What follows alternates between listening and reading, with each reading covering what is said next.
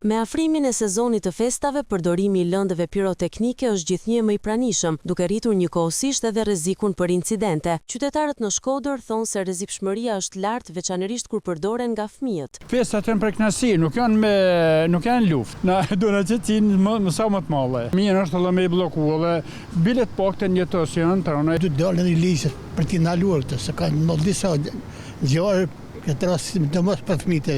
Reparti zjarfikës në Shkodër ka hartuar planin e masave ku së bashku me policinë e shtetit të atë bashkiake do të kryejnë kontrolle. Ka 4-5 vite që është miratuar një ligj për tregtimin dhe mbretëqyrjen e lëndëve piroteknike, i cili ka të sankcionuar qartë kategorinë e lëndëve piroteknike, rrezikun e tyre, llojin e për çfarë duhet përdoret, si dhe moshën nga kush do të përdoren. Ka 4-5 vite që nuk kemi pas incident apo probleme në dëmtimin në jetën e njerëzve. Ne do dalim në terren javën që vjen, pasi edhe tregtimi i tyre me ligj fillon mbas datës 18 dhjetor.